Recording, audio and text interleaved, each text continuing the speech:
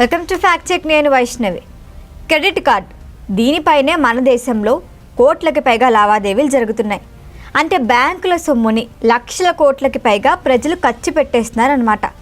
నిజానికి ఇదంతా వడ్డీ లేకుండానే బ్యాంకులు ఇచ్చాయి కాబట్టే కార్డుని బట్టి కనీసం 50 రోజుల పాటు వడ్డీ లేకుండానే సొమ్మునిస్తున్నారు. అయితే వడ్డీ కట్టాల్సిన అవసరం లేకుండా 49వ రోజు చెల్లిస్తే సరిపోతుందని చెప్తున్నారు. మరి ఈ 49 రోజుల్లో లక్షల కోట్ల పెట్టుబడితే ఎంత సంపాదించవచ్చు?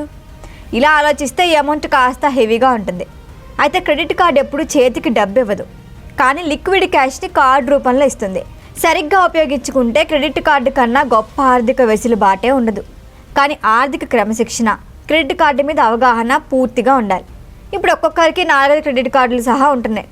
10 లక్షల వరకు క్రెడిట్ లిమిట్ కూడా ఉంటుంది.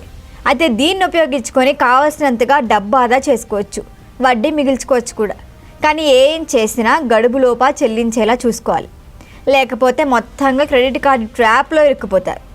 అయితే మీరు చేసే ప్రతి ఖర్చుని క్రెడిట్ కార్డు ద్వారానే చేయండి. దాని ద్వారా కూడా మీకు ఆదాయం వస్తుంది. అయితే క్రెడిట్ కార్డు మీద ప్రతి ట్రాన్సాక్షన్కి ₹1 ఇచ్చే సంస్థలు కూడా ఉన్నాయి.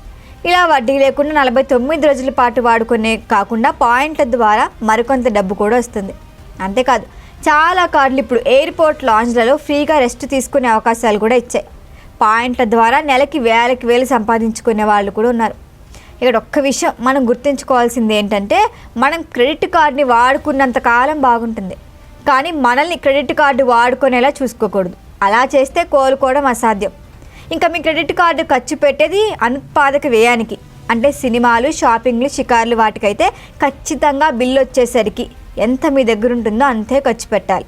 మీరు ఖర్చు పెట్టేది ఉత్పాదక వ్యయం, అంటే వ్యాపారాలు కానీ, పెట్టుబడులు లేదా ఏదైనా రకమైన వ్యాపారం తిరిగి వచ్చే ఖర్చులైతే మొత్తం మీద లాభం వచ్చేలా ఖర్చు పెట్టాలి. అప్పుడు తిరిగి చెల్లించడానికి సమస్య ఉండదు.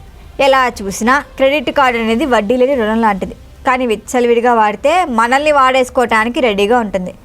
క్రెడిట్ కార్డుపై ఎంత అవగాహన పెంచుకొని వాడితే అంత మేలు జరుగుతుందని చెప్తున్నారు. ఈ వీడియో కనుక మీకు నచ్చినట్టయితే లైక్ చేయండి, షేర్ చేయండి, సబ్స్క్రైబ్ చేయండి. అలాగే పక్కనే ఉన్న బెల్ ఐకాన్ని క్లిక్ చేయండి.